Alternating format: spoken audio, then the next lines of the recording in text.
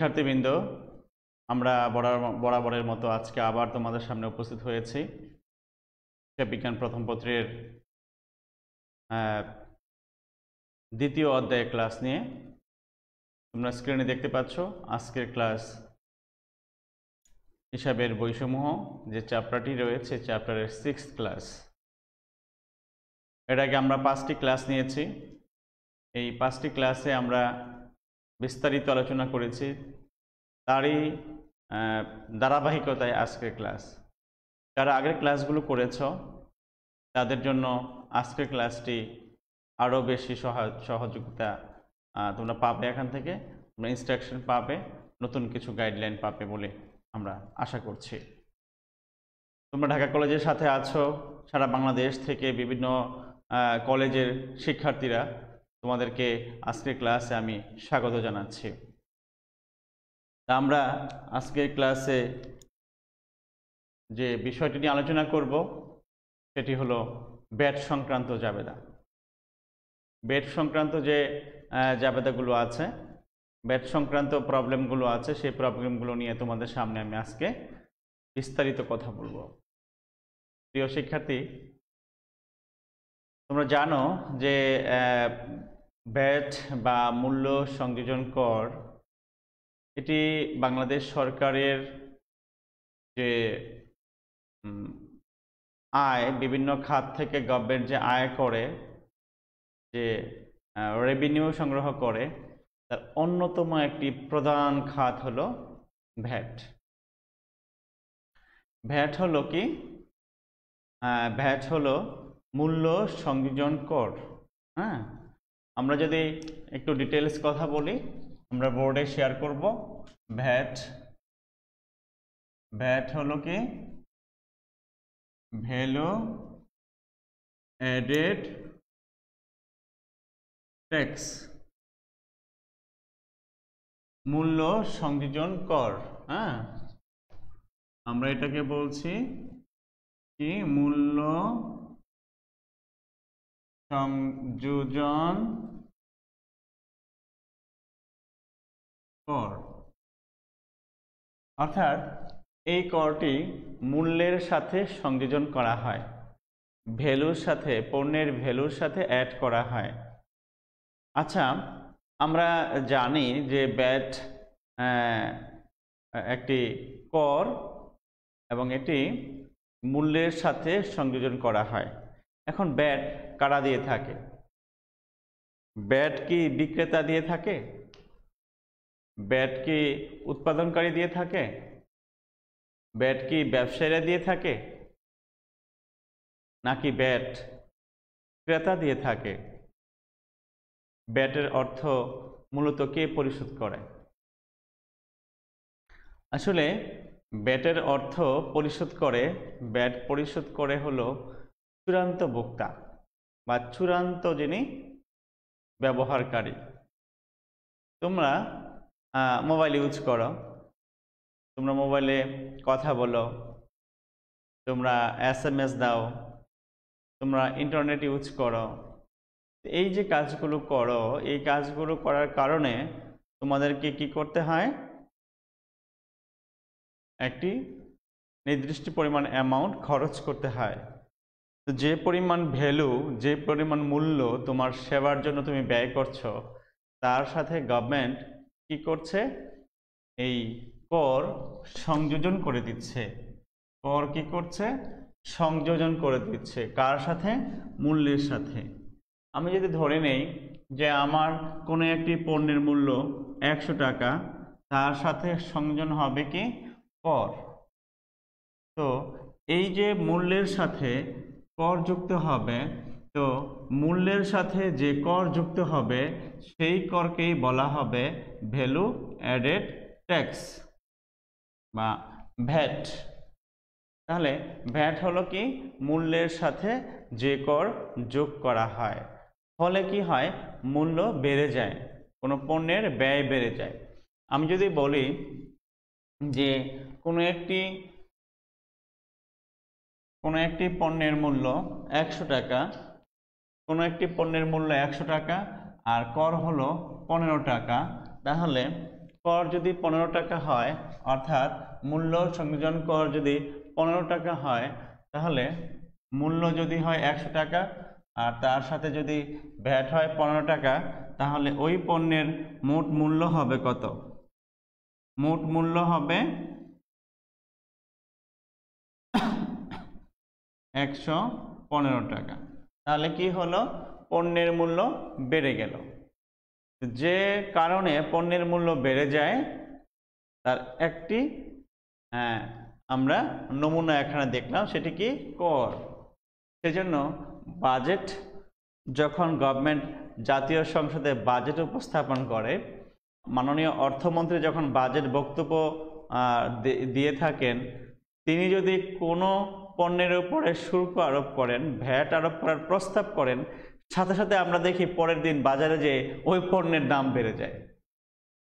হ্যাঁ, কারণ কি? ভ্যাট বা শুল্ক আরোপ করলে পণ্যের মূল্য বেড়ে যায়। হ্যাঁ, এটি অন্যতম একটি কারণ।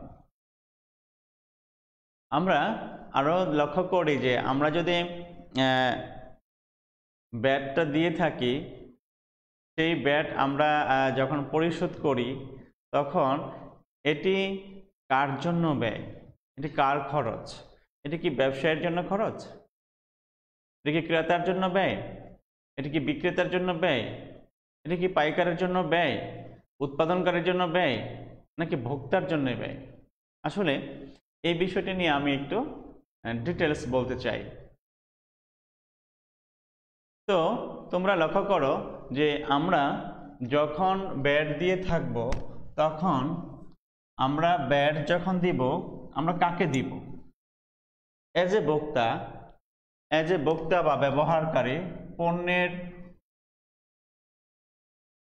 যিনি ব্যবহারকারী,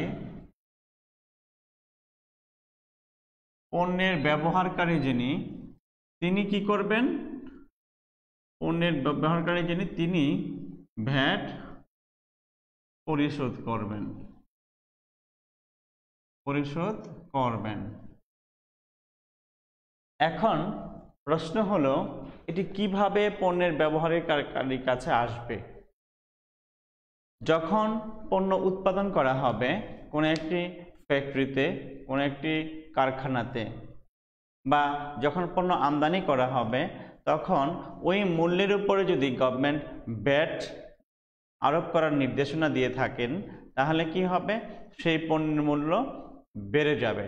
যেমন আমরা যদি ধরি যে আমরা দোকান থেকে একটি সাবান ক্রয় করব, সাবানের গায়ে মূল্য লেখা আছে 30 টাকা। এখন যিনি সাবান উৎপাদনকারী, যে প্রতিষ্ঠান সাবান প্রোডাকশন করবে, তারা কি করবে? সাবানের সাথে যদি ভ্যাট আরোপ করার নির্দেশনা থাকে, তাহলে সেই সাবানের যে প্রকৃত মূল্য, তার সাথে ভ্যাট কত টাকা সেটা যোগ করবে, করে তারপরে আসবে হলো মোট মূল্য। আর তখন লেখা থাকে ভ্যাট সহ পণ্যের মূল্য এত টাকা। এখন এই যে প্রোডাকশন যিনি করলেন, তিনি এই পণ্যটি যখন বাজারে বিক্রি করলেন, ভ্যাট সহ মূল্য কত টাকা সেইভাবে নির্ধারণ করে বিক্রি করলেন। তো আলটিমেটলি আমি যখন এই পণ্য ক্রয় করব, আমি যখন এটি ব্যবহার করব, তখন আমি এই ভ্যাট সহ মূল্য পরিশোধ করব। অর্থাৎ ব্যবহারকারী ভ্যাট সহ মূল্য পরিশোধ করবেন। তাহলে ভ্যাটের অর্থ পরিশোধ করছেন কে? ব্যবহারকারী। তাহলে ভ্যাট ব্যবহারকারীর জন্য, পণ্যের ব্যবহারকারীর জন্য, পণ্যের ব্যবহারকারীর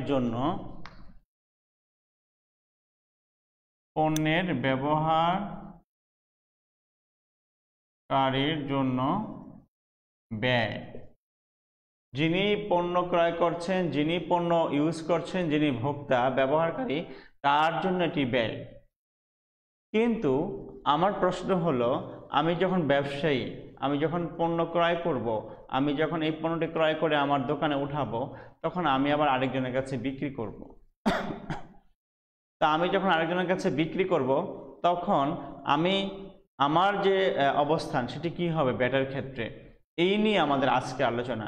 তাহলে আমাদের আজকে আলোচনা হবে আমরা আসলে কি নিয়ে কথা বলছি, যে একজন ব্যবসায়ী তার যে পণ্য ক্রয় বিক্রয় করা, তিনি যে পণ্য প্রোডাকশন করে বাজারে সেল করবেন, তার যে ফাংশনগুলো আছে সেই ফাংশনগুলোর ক্ষেত্রে ব্যাট সংক্রান্ত ফাংশন উনি কিভাবে করবেন।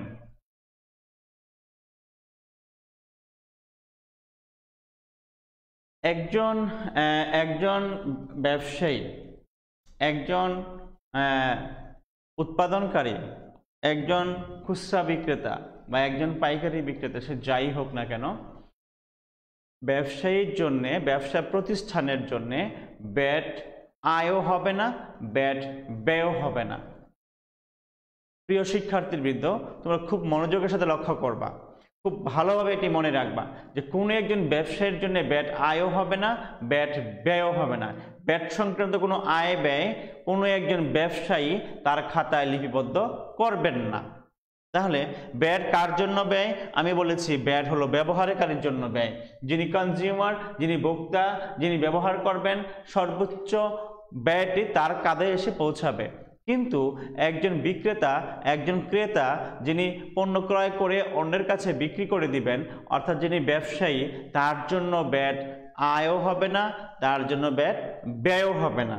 তাহলে আমরা এটা নোট রাখবো যে একজন ব্যবসায়ীর জন্য, ব্যবসা প্রতিষ্ঠানের জন্য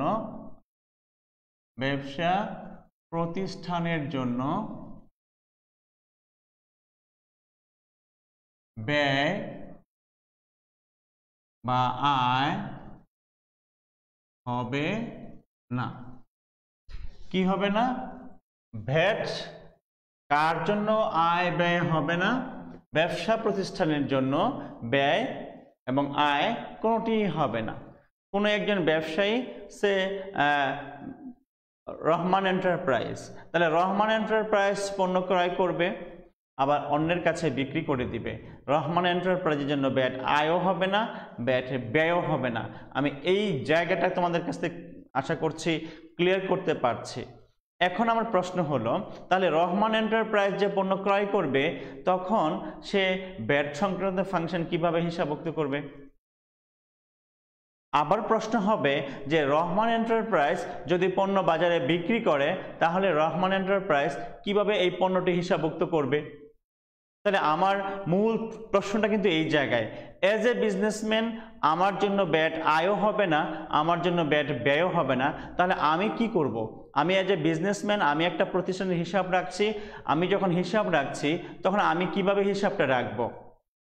এই যে প্রেক্ষাপট, এই প্রেক্ষাপট নিয়ে আমরা আলোচনা করব মূলত। তাহলে আমরা ব্যাটের যে বেসিক স্ট্রাকচার, যে বেসিক ইনফরমেশন, সেটি মনে রাখবো। ব্যাট ব্যবসা প্রতিষ্ঠানের জন্য আয় ব্যয় কিছুই না।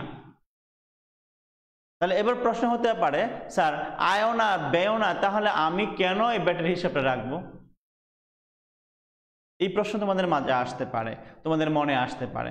এই ক্ষেত্রে আমি তোমাদের কাছে একটু ক্লিয়ার করতে চাই। আমি একটু সময় নিয়ে আলোচনা করছি এই জন্য যে ভ্যাট নিয়ে তোমাদের পরীক্ষার হলে প্রায়ই প্রশ্ন আসবে। অলমোস্ট প্রতি পরীক্ষায় ব্যাট নিয়ে প্রশ্ন হয়, আর এই জায়গাটায় তোমাদের কিছু কোশ্চেন থেকে যায় এবং তোমরা প্রবলেম ফেস করো।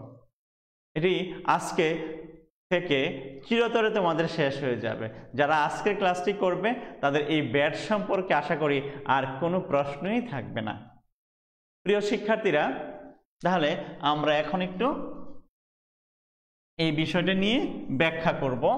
তা যে একজন ব্যবসায়ী, একটা ব্যবসা প্রতিষ্ঠান, আমরা বলেছি রহমান এন্টারপ্রাইজ, রহমান এন্টারপ্রাইজ। তো যদি রহমান এন্টারপ্রাইজের কথা বলি, রহমান এন্টারপ্রাইজ পণ্য ক্রয় করেছে। কার কাছ থেকে ক্রয় করেছে? যে কোনো একটা প্রতিষ্ঠানের কাছ থেকে করেছে, বা কোনো বিদেশ থেকে সে আমদানি করেছে, বা সে পণ্য প্রোডাকশন করেছে। তো রহমান এন্টারপ্রাইজ যখন একটি ব্যবসা প্রতিষ্ঠান, তখন তিনি যদি পণ্য ক্রয় করেন, তিনি কি করেন? পণ্য ক্রয় করেন। আমরা ধরে নিচ্ছি তিনি 10,000 টাকার পণ্য ক্রয় করেছেন। রহমান এন্টারপ্রাইজ পণ্য ক্রয় করেছে কত টাকার? 10,000 টাকার। এখন এই জায়গাটায় যদি গভর্নমেন্ট নির্ধারণ করে দেন যে পণ্য ক্রয়ের উপরে তোমাকে নির্দিষ্ট হারে একটি ব্যাট দিতে হবে, তাহলে রহমান এন্টারপ্রাইজ কি করবে?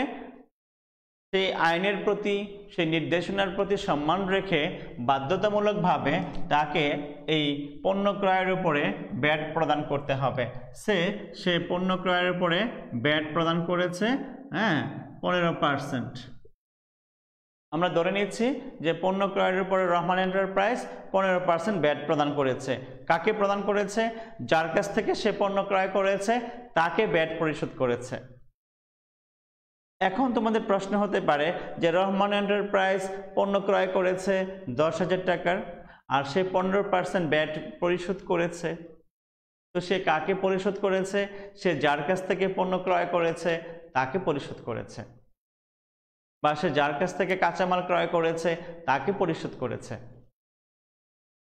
আর সে যদি পণ্য প্রোডাকশন করে তাহলে সে প্রোডাকশন করলে সে এই 15% ব্যাট সরকারকে পরিশোধ করবে। তাহলে আমরা কি ক্লিয়ার করতে পেরেছি? তাহলে রহমান এন্টারপ্রাইজ যখন ব্যাট পরিশোধ করবে, আমার প্রশ্ন হলো রহমান এন্টারপ্রাইজ কত টাকা ব্যাট প্রদান করবে? আমরা এখানে লিখি ব্যাট প্রদানের পরিমাণ। ব্যাট প্রদান কত হবে? 10,000 ইন্টু 15%, তাহলে কত হবে? আমরা চিন্তা করি কত হবে? 1,500 টাকা, তাই না? তো যদি 1,500 টাকা হয় ব্যাট, তাহলে রহমান এন্টারপ্রাইজ এই 1,500 টাকা ব্যাট পরিশোধ করবে যার কাছ থেকে ক্রয় করবে তাকে। এখন তাহলে রহমান এন্টারপ্রাইজের জন্য ব্যাট সহ পণ্যের মূল্য কত হবে? সে ব্যাট প্রদান করছে 1500 টাকা, আর পণ্যের মূল্য আছে তার 10,000 টাকা, তাহলে তার ব্যাট সহ পরিশোধ হবে কত? ব্যাট সহ ক্রয় মূল্য হবে কত? 11,500 টাকা। রহমান এন্টারপ্রাইজের পণ্যের ক্রয় মূল্য হবে এখন 11,500 টাকা। এই 11,500 টাকার মধ্যে তার প্রকৃত মূল্য 10,000 টাকা আর 1,500 টাকা ব্যাট। আমি কিন্তু আগেই বলেছি এই ব্যাটের টাকা রহমান এন্টারপ্রাইজের জন্য আয়ও হবে না, ব্যয়ও হবে না, তার জন্য আয় ব্যয় কিছুই না। তাহলে এখন তোমার প্রশ্ন হবে, স্যার তার যে আয় ব্যয় কিছু না আপনি বলছেন, সে তো এখন ব্যাট সহ 1,500 টাকা ব্যাট সহ সে পণ্যের মূল্য প্রদান করবে 11,500 টাকা। তাহলে এই ক্ষেত্রে সে যে 1,500 টাকা পরিশোধ করলো এটা কি তার ব্যয় না? এই হলো তোমার কোশ্চেন, তাই না প্রিয় শিক্ষার্থী? এখন আমি এই প্রশ্নের উত্তরটা দিব। আসলে রহমান এন্টারপ্রাইজ ঠিকই যে 1,500 টাকা অতিরিক্ত পরিশোধ করে 10,000 টাকার পণ্য সে 11,500 টাকা দিয়ে ক্রয় করলো, বাট তার মূল টার্গেট হবে এই যে সে 11,500 টাকা দিয়ে পণ্য ক্রয় করলো, এই 11,500 টাকার পণ্য সে অন্য একজন গ্রাহকের কাছে বিক্রি করে দিবে, সে অন্য একজন ভোক্তার কাছে এই পণ্যটি বিক্রি করে দিবে। কে বিক্রি করে দিবে? রহমান এন্টারপ্রাইজ, কারণ সে একজন ব্যবসায়ী। সে এই পণ্যটি 10,000 টাকা দিয়ে কিনেছে আর 1,500 টাকা ভ্যাট দিয়েছে, সে এইবার এই পণ্য আরেকজনের কাছে বিক্রি করবে। সে যখন বিক্রয় করবে তখন সে কি করবে? যার কাছে বিক্রয় করবে তার কাছ থেকে এই ভ্যাটের টাকা আদায় করে নেবে। তাহলে রহমান এন্টারপ্রাইজ এখানে কিন্তু আমি একটা উল্লেখযোগ্য কথা বলছি, একটি গুরুত্বপূর্ণ ওয়ার্ড ইউজ করছি, সেটি কি? রহমান এন্টারপ্রাইজ ক্রয় করার সময় ব্যাট দিয়ে এসেছে, এবার সে যখন বিক্রয় করবে, যার কাছে বিক্রয় করবে তার কাছ থেকে সে ব্যাটের টাকা আদায় করে নেবে, সংগ্রহ করে নেবে। তাহলে আমি যদি বলি রহমান এন্টারপ্রাইজ এই পণ্যটি যখন ক্রয় করেছে তখন তিনি 1,500 টাকা ব্যাট দিয়েছেন, এখন রহমান এন্টারপ্রাইজ এই পণ্যটি আরেকজনের কাছে বিক্রি করে দিলেন। আরেকজনের কাছে যদি বিক্রি করে দেন তখন তিনি তার কাছ থেকে ভ্যাট আদায় করে নেবেন। আমরা ধরে নিচ্ছি রহমান এন্টারপ্রাইজ এই পণ্যটি আরেকজনের কাছে বিক্রি করবেন। তো ধরে নিচ্ছি তিনি এই পণ্য বিক্রয় করেছেন 15,000 টাকায়। কত টাকায় বিক্রয় করেছেন? 15,000 টাকা বিক্রি করেছেন। তো রহমান এন্টারপ্রাইজ যদি এই 15,000 টাকা বিক্রয় করেন তখন যার কাছে বিক্রয় করবেন তার কাছ থেকে তিনি এবার ভ্যাটের টাকা আদায় করবেন। কত টাকা আদায় করবেন? আমরা ধরে নেই এটা ওই 15%। তার সে যখন ভ্যাট ক্রয় করেছিল, পণ্য ক্রয় করেছিল, তখন সে 15% টাকা ভ্যাট দিয়েছিল, পরিশোধ করেছিল। এখন সে যখন ভ্যাট পণ্য বিক্রয় করবে তখন সে এই 15% টাকা কি করবে? আদায় করবে। সে যখন 15% টাকা আদায় করবে তখন কিভাবে আমরা আদায় করব? আমরা এভাবে লিখব প্রাপ্ত ভ্যাট। প্রাপ্ত ভ্যাট। তো তার প্রাপ্ত ভ্যাট কত হবে? 15,000 ইন্টু 15%। কত হয়? আমরা একটু ক্যালকুলেটর ইউজ করি। কত হয়? 15,000 ইন্টু 15%, 2,250 টাকা। তাহলে 2,250 টাকা। এখানে কি হয়েছে? তার প্রাপ্ত ভ্যাট হয়েছে 2,250 টাকা। আর আগে আমরা এই বিক্রেতা যখন পণ্য ক্রয় করেছিলেন তখন এই রহমান এন্টারপ্রাইজ কি করেছিলেন? তিনি ভ্যাট প্রদান করেছিলেন। প্রদত্ত ভ্যাট তার ছিল 1,500 টাকা। আর এখন তার প্রাপ্ত ভ্যাট 2,250 টাকা। এখন আমরা যদি চিন্তা করি যে এই যে রহমান এন্টারপ্রাইজ, এই যে আমার একজন ব্যবসায়ী, তার জন্য এই রহমান এন্টারপ্রাইজের জন্য প্রদত্ত ভ্যাট আছে, আবার প্রাপ্ত ভ্যাট আছে। এখন সে ভ্যাট পেয়েছে 2,250, আর আগে যখন ক্রয় করেছিল তখন সরকারকে সে ভ্যাট দিয়ে এসেছে 1,500 টাকা। এখন তার কাছে কিন্তু একটা ব্যালেন্স রয়েছে। কেমন ব্যালেন্স? লক্ষ্য করো, সে ভ্যাট পরিশোধ করেছিল 1,500 টাকা পণ্য ক্রয় করার সময়। এখন পণ্য বিক্রয় করে সে ভ্যাট আদায় করেছে, সংগ্রহ করেছে 2,250 টাকা। তাহলে সে কি করবে? সে এই রহমান এন্টারপ্রাইজ আগে যে 1,500 টাকা ভ্যাট পরিশোধ করেছিল, এই প্রাপ্ত ভ্যাট থেকে এই আগের টাকাটা সে রেখে দিবে। সে আগে যে মূল্য পরিশোধ করেছে সেই টাকাটা সে রেখে দিবে। তাহলে সে যদি এখান থেকে এই 2,250 টাকা থেকে এই 1,500 টাকা রেখে দেয়, তাহলে এখান থেকে আমি যদি 1,500 মাইনাস করে দেই, তাহলে আমরা এই যে 2,250 এখান থেকে যদি আমি মাইনাস করে দেই এই আগের টাকাটা, তাহলে কত থাকে? 750 টাকা থাকে। এই যে 750 টাকা, এটা হলো আমার ব্যালেন্স। কিসের ব্যালেন্স?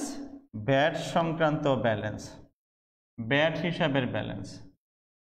তাহলে ভ্যাট হিসাবে ব্যালেন্স কয় টাকা? 750 টাকা। আমার প্রশ্ন হলো এই যে ভ্যাটের ব্যালেন্স 750 টাকা, এই যে টাকাটা 750 টাকা আমার হাতে রয়ে গেল, এখন আমি রহমান এন্টারপ্রাইজ, আমার জন্য এই 750 টাকা কি আয়? না, এটা আমার জন্য আয় না। এটা আমার জন্য কি? আমার এটার জন্য দায়। এটা আমার জন্য দায়, লায়াবিলিটিস। কেন লায়াবিলিটিস?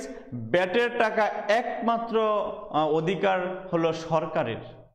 জনগণ সরকারকে এই ভ্যাট দিবে। একজন ব্যবসায়ী পণ্য ক্রয় করার সময় ভ্যাট সরকারকে দিবে। একজন ব্যবসায়ী পণ্য বিক্রয় করার সময় সে ব্যাট সংগ্রহ করবে, সংগ্রহ করে সে যেই পরিমাণ টাকা আগে দিয়েছিল সেই টাকাটা রেখে দিবে, রেখে দেওয়ার পরে তার কাছে যদি আরও টাকা থাকে সেই টাকাটাও সে সরকারকে দিয়ে দিবে। অর্থাৎ আমি অ্যাজ এ মিডলম্যান, আমি অ্যাজ এ বিজনেসম্যান, আমি পণ্য ক্রয় করব আবার পণ্য বিক্রয় করব। তো ক্রয় করার সময় যদি আমি 10 টাকা ব্যাট দিই, বিক্রি করে আমি সে 10 টাকা আদায় করব, আদায় করে আমি আমার 10 টাকা রেখে দিব। কিন্তু আমি ক্রয় করার সময় 10 টাকা ব্যাট দিলাম, বিক্রি করার সময় আমি যদি 11 টাকা ব্যাট পাই, তাহলে 1 টাকা ব্যাট বেশি পাইলাম, সেই 1 টাকা ব্যাট আমার সরকারকে দিতে হবে। এই জন্য আমার কাছে এই 1 টাকা দায়। আমি কি বোঝাতে পেরেছি? তাহলে ব্যাট আমার জন্য অ্যাজ এ ব্যবসায়ী আয় ব্যয় কিছুই না, এটি আমার জন্য হবে দায় অথবা হতে পারে সম্পদ। সেটি কেমন সম্পদ হতে পারে? আমি পণ্য ক্রয় করেছি, আমি ব্যাট দিয়েছি 10 টাকা, এই পণ্যটা আমি এখনো বিক্রয় করি নাই, তাহলে পণ্য আমার কাছে রয়ে গেল। আর আমি যে 10 টাকা সরকারকে ব্যাট দিয়ে ফেলেছি, এই টাকাটা এখন আমার কাছে কি নেই, আমার কাছে আদায় হয়নি, আমি ক্রয় করেছি মাত্র। এটি যখন বিক্রয় করব তখন আমি বিক্রি করার সময় টাকাটা আদায় করব। সো এখনো আদায় করি নাই, সো এই টাকাটা আমি পাবো। এটা কার কাছে পাবো? ক্রেতার কাছে পাবো। যখন আমি পণ্য বিক্রয় করব, যিনি আমার পণ্য ক্রয় করবেন তার কাছ থেকে এই টাকাটা আমি সংগ্রহ করব। সো যে টাকাটা আমি পাবো এটা আমার সম্পদ। আর যে টাকাটা আমার কাছে গভর্নমেন্ট পাবে সেটি আমার জন্য দায়। তাহলে অ্যাজ এ ব্যবসায়ী, ব্যবসায়ীর জন্য ব্যাট আয় হবে না, ব্যাট জন্য ব্যয় হবে না। ব্যাটের জন্য, ব্যাট আমার জন্য আয় ব্যয় হিসাব নয়, ব্যাট আমার জন্য হতে পারে সম্পদ, হতে পারে দায়।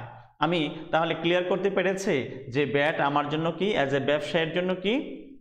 প্রিয় শিক্ষার্থী বন্ধুরা, আমরা এখন ব্যাট সম্পর্কিত জাবেদা নিয়ে কথা বলবো। তোমরা ব্যাট সম্পর্কিত জাবেদাটি ক্লিয়ার করো। দেখো আমরা বোর্ডে যাচ্ছি, আমরা একটা স্লাইড দেখতে পাচ্ছি।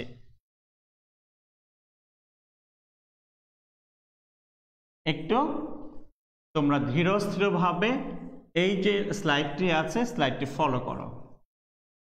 প্রিয় শিক্ষার্থী বন্ধুরা, লক্ষ্য করো এখানে বলা আছে ব্যাট সংক্রান্ত জাবেদার নিয়ম।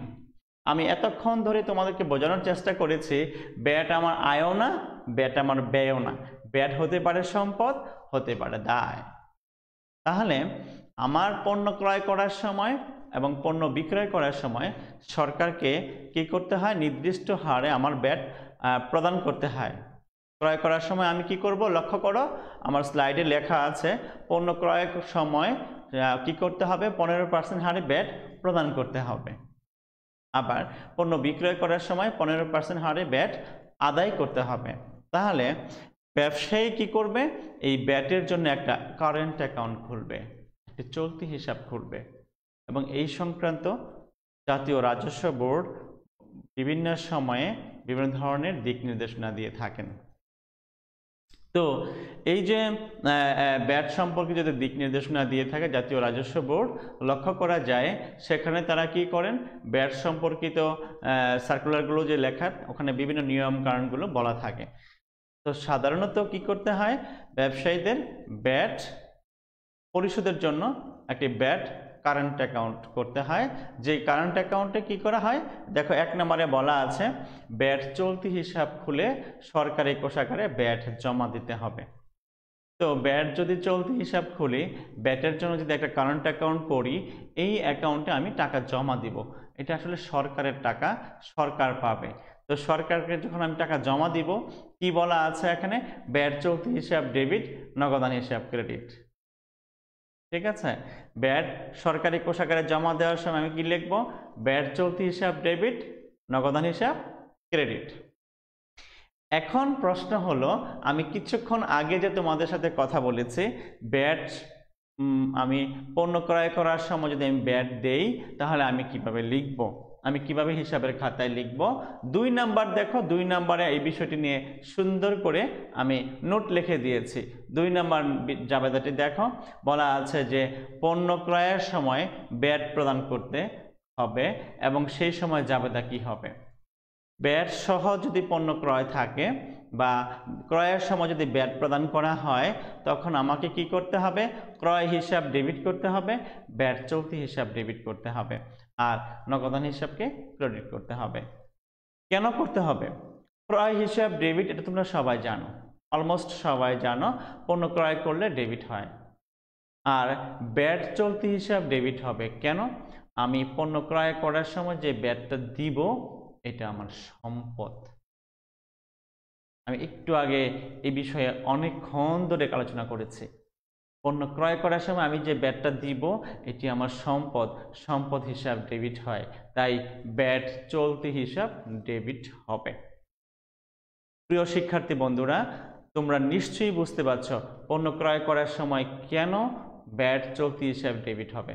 আমি বলেছি, আবারও বলছি, পণ্য ক্রয় করার সময় ক্রয় হিসাব তো ডেবিট হবে, ব্যাট থাকলে ব্যাট চলতি হিসাব ডেবিট হবে, আর দুটো মিলে যে টাকাটা সেটি হবে ক্রেডিট।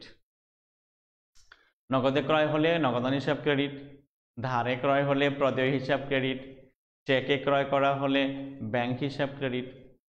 এখন প্রশ্ন হলো যে আমরা ব্যাট সহ ক্রয় যদি বলা থাকে তাহলে কি হবে?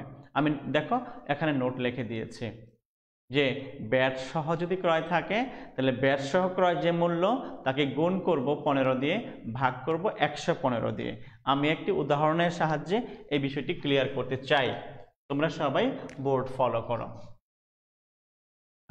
পণ্য ক্রয় ভ্যাট সহ, ব্যাট সহ পণ্য ক্রয় আমরা ধরে নিচ্ছি 1150 টাকা। এখানে ব্যাট সহ যদি হয় 1150 টাকা, তাহলে এটার জন্য আমি এখন একটা জাবেদা লিখব। কি জাবেদা লিখব? আমি এটার জন্য জাবেদা লিখব হলো ক্রয় হিসাব ডেবিট, ক্রয় হিসাব ডেবিট, ব্যাট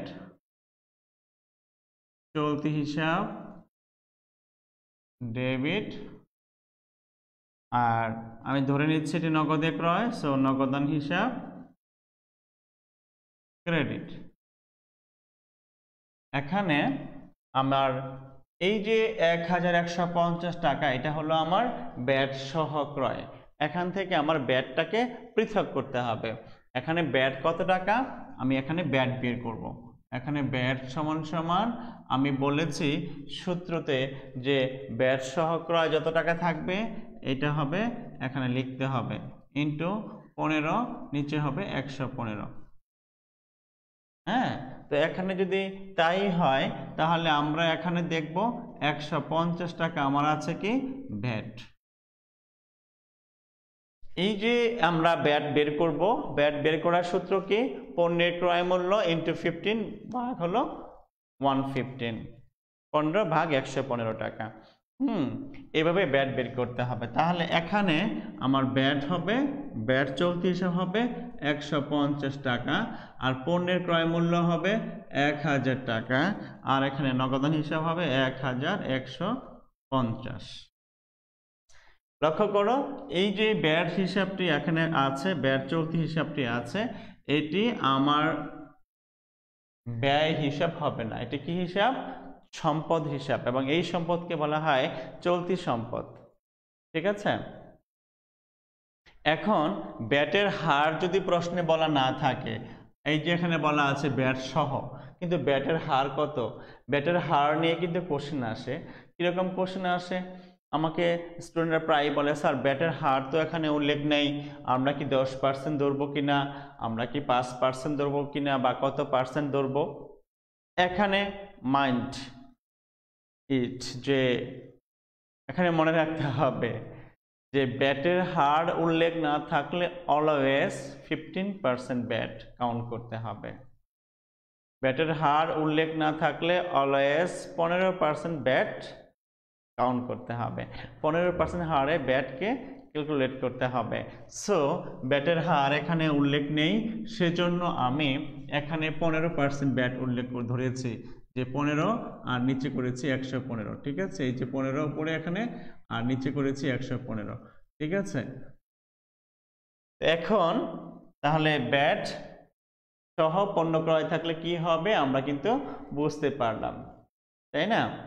আমরা এখন ব্যাট সহ পণ্য বিক্রয় থাকলে কি হবে এটি হিসাবভুক্ত করা শিখব। ব্যাট সহ পণ্য বিক্রয় আমরা এখন পরের স্লাইডটাতে যাব। আমরা পরের স্লাইডে দেখি এই সম্পর্কিত ডিটেলসটি আছে যে ব্যাট যদি পণ্য বিক্রয়ের সময় হয় তখন কিভাবে হবে। দেখো 3 নাম্বার নিয়মে বলা আছে এখানে পণ্য বিক্রয়ের সময় ব্যাট পাওয়া গেলে কি হবে। আসলে পণ্য বিক্রয়ের সময় আমি যদি ব্যাট পাই তাহলে এভাবে আমি আগে কি করব, ব্যাটটা নির্ণয় করব। ব্যাট নির্ণয়ের সূত্র হলো ব্যাট সহ বিক্রয় ইন্টু 15 ভাগ 115। আমি ধরে নিচ্ছি পণ্য বিক্রয় ব্র্যাকেটে আমি ধরে নিচ্ছি ব্যাট সহ 1150 টাকা। এখন আমি এটার জাবেদা লিখব। কি হবে জাবেদা? নগদান হিসাব ডেবিট,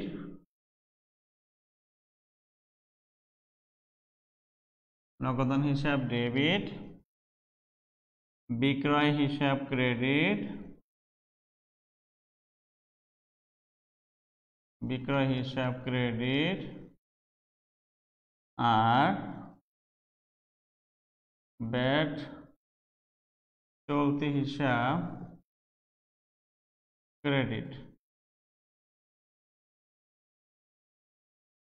এখানে নগদান হিসাব হবে 1150, বিক্রয় হবে 1000, আর ভ্যাট হবে 150।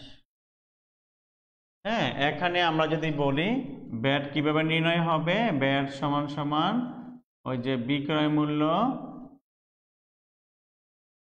ইন্টু 15 নিচে 115। তাহলে বিক্রয় হলো 1150 ইন্টু 15 নিচে 115, তাহলে এখানে ব্যাট হবে 150, আর এই ব্যাটকে বলা হবে প্রাপ্ত ব্যাট।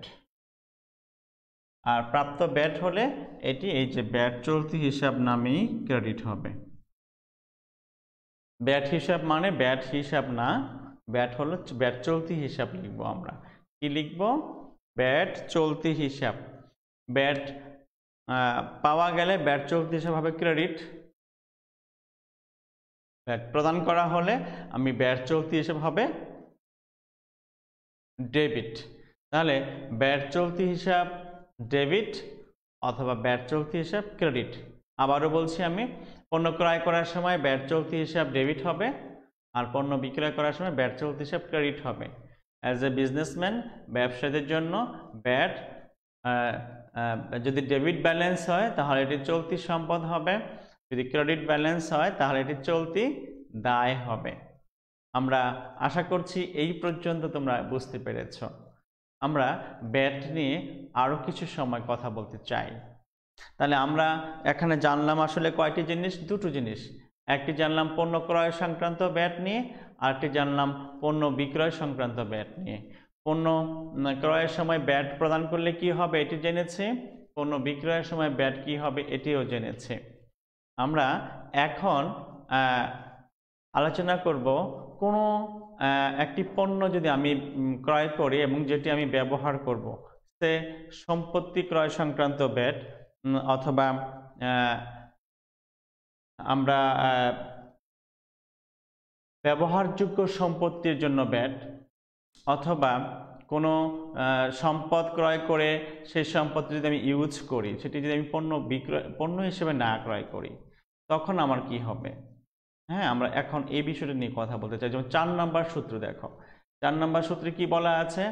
ব্যবহারযোগ্য সম্পদ, ব্যবহারযোগ্য কোনো পণ্য, ব্যবহারযোগ্য কোনো সম্পদ, অর্থাৎ কোনো একটি সম্পদ আমি ক্রয় করেছি এবং এই সম্পত্তি ক্রয় করার ফলে আমাকে এর একটি মূল্য পরিশোধ করতে হয়েছে। তা আমি এটার মূল্য পরিশোধ করেছি, আর এই মূল্যের সাথে যদি ব্যাট থাকে তখন কি হবে? তখন ব্যাটের মূল্যের কারণে সম্পত্তির মূল্য বেড়ে যাবে। লক্ষ্য করো, এখানে একটা উদাহরণ দেওয়া আছে। যে পণ্য ক্রয় করা হলে সেই ক্ষেত্রে যদি ব্যাট প্রদান করা হয় তাহলে ব্যাট নামে কোনো পৃথক হিসাব হবে না, ব্যাট নামে কোনো পৃথক হিসাব হবে না। আমি যদি নিজে পণ্য ক্রয় করে আমার কোম্পানির কাছে সেই পণ্যটি ব্যবহারের জন্য রেখে দেই, তাহলে আমার জন্য এই যে ব্যাট পরিশোধ করা হবে এটি আমার জন্য কি হবে না, নো ব্যাট হিসাব। এটার জন্য আমার কোনো ব্যাটের হিসাব রাখতে হবে না, আমার এই সম্পত্তির মূল্যের সাথে ব্যাটকে যুক্ত করে দিতে হবে। অর্থাৎ আমি এখানে দেখো উদাহরণ দিয়েছি, আসবাবপত্রের ক্রয় মূল্য 10,000 টাকা, এর উপর 15% ব্যাট প্রদান করা হলো। তা আমি যদি আসবাবপত্রের উপরে 15% ব্যাট প্রদান করি তাহলে কি হবে, আমি 1500 টাকা ব্যাট প্রদান করলাম, আর আসবাবপত্রের মূল্য 10,000 আর ব্যাট হলো 1500 টাকা, তাহলে টোটাল মূল্য হবে কত, 11,500 টাকা। এই 11,500 টাকা হবে আমার সম্পত্তির মূল্য। এখন আমি জাবেদা লিখবো আসবাবপত্র হিসাব ডেবিট, নগদান হিসাব ক্রেডিট। অর্থাৎ আমরা এবার একটু বোর্ডে এটি করে দেখাই কিভাবে আমরা এটি ক্যালকুলেট করব। আমরা স্লাইডে দেখেছি, আমরা এখন একটু বোর্ডে দেখব। পণ্য ক্রয় বা বিক্রয়, এই সময়ে যে ব্যাট ছিল সেই ব্যাট কিন্তু আমরা এতক্ষণ ধরে আলোচনা করেছি। এখন আমরা আলোচনা করব সম্পত্তি ক্রয় যখন থাকবে, তখন যদি ব্যাট থাকে, তখন যদি সম্পত্তি ক্রয় করার সময় যদি ব্যাট থাকে সেই ব্যাট কিভাবে হিসাবভুক্ত করা হবে, আমরা এখন এই বিষয়টা নিয়ে কথা বলতে চাই। আমি ধরে নিচ্ছি কোনো একটি সম্পত্তির মূল্য 10,000 টাকা। আমি বলেছি এই ব্যাটের হার, আমি যদি বলি যে ব্যাটের হার হলো 15%, তাহলে এই সম্পত্তির মূল্যের সাথে ব্যাট যোগ হবে। ব্যাট যোগ হবে কত পার্সেন্ট, 15%। তাহলে 15% যদি ব্যাট যোগ হয় তাহলে কত হবে, 10,000 আছে সম্পত্তির মূল্য, আর এই 10,000-এর উপরে 15% কত হবে, 1,500। এই 1,500 হবে এখানে ব্যাট। 1,500 যদি ব্যাট হয় তাহলে আমার সম্পত্তির মূল্য হবে 11,500। আমি যদি মনে করি এটি আমার যন্ত্রপাতি বা আসবাবপত্র, আমি ধরে নিই আসবাবপত্র, তাহলে আসবাবপত্র আমি যে ক্রয় করলাম সেই আসবাবপত্রের বেসিক মূল্য ছিল 10,000 টাকা, আর তার উপর আমি ব্যাট দিলাম 1,000 টাকা, আর এই দুটো মিলে একসাথে আমার এই সম্পত্তিটির মূল্য হয়ে যাবে 11,500 টাকা। এই যে 11,500 টাকা আমার সম্পত্তির মোট মূল্য হবে। এই সম্পত্তির মোট মূল্য 11,500 টাকা যদি হয়, এর উপরে আমাকে হিসাবভুক্ত করতে হবে। ঠিক আছে, তো এই 11,500 টাকার উপর যদি আমি হিসাবভুক্ত করি তাহলে এর জন্য কি জাবেদা হবে, এই 11,500 টাকার জন্য আসবাবপত্র, এর জন্য জাবেদা হবে আসবাবপত্র হিসাব ডেবিট, নগদান হিসাব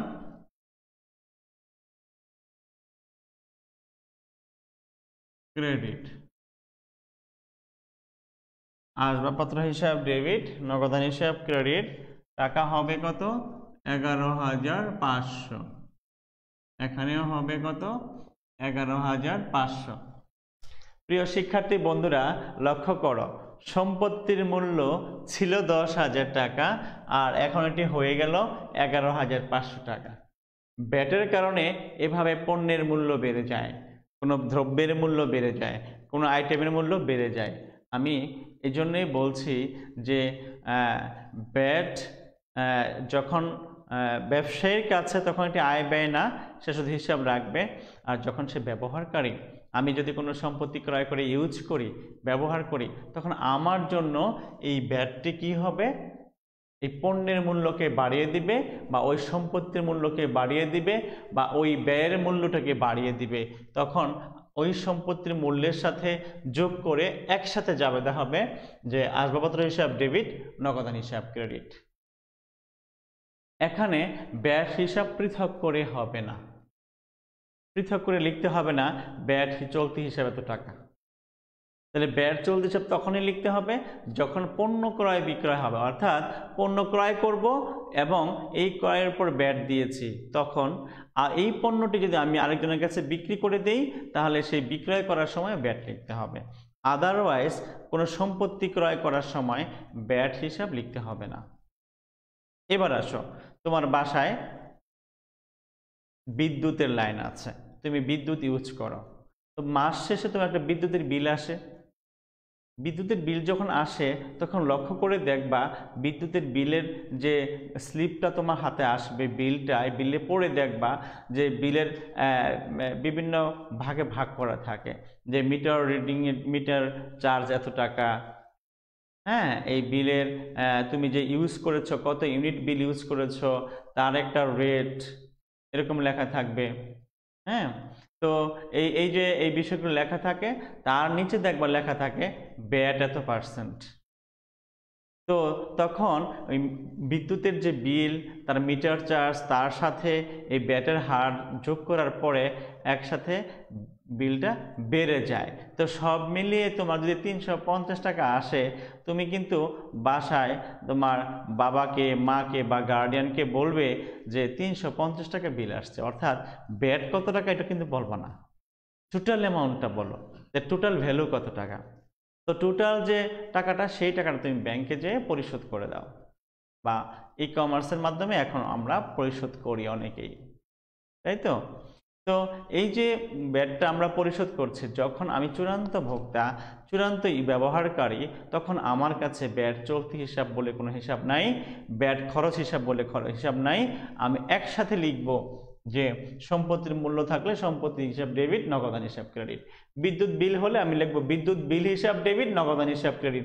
ব্যাট হিসাব বলতে কোনো হিসাব আমি আসলে লিখব না, ব্যাট হিসাব বলতে কোনো হিসাব আমি লিখব না। তাহলে আমি কি বুঝতে পেরেছি আসলে আমরা ব্যাট চলতি হিসাব কখন প্রয়োগ করব এবং কখন আমরা ব্যাটকে হিসাবভুক্ত করব। প্রিয় শিক্ষার্থী বন্ধুরা, আমরা আজকের ক্লাসের প্রায় শেষ পর্যায়ে চলে এসেছি। তোমরা এখানে বেসিক কয়েকটা জিনিস মনে রাখবে। যখন একজন ব্যবসায়ী, তখন তিনি পণ্য ক্রয় করার সময় ব্যাট দিবেন, পণ্য বিক্রয় করার সময় ব্যাট আদায় করবেন। এই যে পরিশোধ করলেন আর আদায় করলেন, এই দুটো ব্যাটের যে পার্থক্য থাকবে, ব্যালেন্স থাকবে, এই পার্থক্য যদি ডেবিট ব্যালেন্স হয় তাহলে তার জন্য সম্পদ, আর যদি ক্রেডিট ব্যালেন্স হয় তাহলে তার জন্য সেটি দায়। তাহলে ব্যাটের টাকা হয় আমি পাবো, না হয় আমি দিব। আমি যদি পাই এটা আমার জন্য সম্পদ, আমি যদি দিতে হবে এরকম সিচুয়েশন থাকে তাহলে আমার জন্য এটি দায়। তাহলে ব্যাট চলতি হিসাবে আমি এটি হিসাবভুক্ত করব। নাম্বার 2 আমি মনে রাখবো, ব্যাটের হার যদি উল্লেখ না থাকে তাহলে ব্যাটের হার অলওয়েজ হবে কি 15%। ব্যাটের হার বিভিন্ন জায়গায়, বিভিন্ন সেক্টরে বিভিন্ন রকম আছে। আমি এজ এ বিজনেসম্যান, আমি এজ এ শিক্ষার্থী, তোমরা যে ছাত্র, তোমরা অলওয়েজ কিছু বলা না থাকলে ব্যাটের হার তোমরা 15% ধরে করবে। নাম্বার 3, ব্যাট সম্পর্কে আমরা যখনই কোনো ফাংশন করতে যাব, পণ্য ক্রয় বিক্রয় ছাড়া অন্য কোনো ক্ষেত্রে, যেমন আমি মণিহারি দ্রব্য ক্রয় করেছি, আমি কাগজ কলম ক্রয় করেছি, হ্যাঁ, আমি অফিসের জন্য কোনো সম্পত্তি ক্রয় করেছি, সে সকল ক্ষেত্রে যদি ব্যাট থাকে, যে পণ্যের উপরে ব্যাট আরোপ করা হয়েছে সেই পণ্যের যে হিসাব হবে, যেমন যন্ত্রপাতি ক্রয় করা হলে যন্ত্রপাতি হিসাব, আসবাবপত্র ক্রয় করা হলে আসবাবপত্র হিসাব, মণিহারি দ্রব্য ক্রয় করা হলে মণিহারি হিসাব, ওই হিসাবের সাথে ব্যাটের মূল্য যোগ করে একসাথে আমি লিখে দিব যে মণিহারি হিসাব ডেবিট, নগদান হিসাব ক্রেডিট, যন্ত্রপাতি হিসাব ডেবিট, নগদান হিসাব ক্রেডিট। তখন আমার পৃথকভাবে ব্যাট হিসাব আর লেখা লাগবে না। প্রিয় শিক্ষার্থীবৃন্দ, আমি আশা করছি তোমাদের ব্যাট হিসাবটি ক্লিয়ার করতে পেরেছি। ব্যাট সম্পর্কে আগামীতে তোমরা আরও অনেক প্রবলেম পাবে, যেমন তোমরা ফাইন্যান্সিয়াল স্টেটমেন্ট যখন করবে তখন ব্যাট সম্পর্কে ফাংশন পাবে, হ্যাঁ, তোমরা রেওয়া মিলে ব্যাট সম্পর্কিত ফাংশন পাবে। আর আমরা জাবেদা আজকে করলাম, জাবেদায় ব্যাট থাকলে আমরা কিভাবে করব। তো আশা করছি তোমরা ভালোভাবে বুঝতে পেরেছো। তারপরে কোনো কোশ্চেন থাকলে তোমরা কমেন্টস অপশনে প্রশ্ন লিখবে, আমি চেষ্টা করব তোমাদের সেই প্রশ্নের উত্তরগুলো দেওয়ার জন্যে। তো তোমরা সবাই ভালো থেকো, সুস্থ থেকো। আমরা কিন্তু একটা সামনে এমন সময় আসছে যে সময়টাকে আমরা আসলে শঙ্কিত, যে কোভিড-19 যে সেকেন্ড ওয়েভ সমস্ত পৃথিবীতে হানা দিয়েছে, বাংলাদেশও তার ব্যতিক্রম নয়, আসতে পারে। সেজন্য সরকার ব্যাপক প্রস্তুতি নিয়েছে। তোমরা অবশ্যই সচেতন থাকবে। এবং আমি একটু আতঙ্কিত, আমি গতকাল আমি পাশে বাজারে গিয়েছিলাম একটু, তো দেখেছি ম্যাক্সিমাম মানুষ মাস্ক ইউজ করছে না। তো আমি অত্যন্ত মর্মাহত হয়েছি, যে আমি চাই যে তোমরা সবাই সচেতন থাকবে।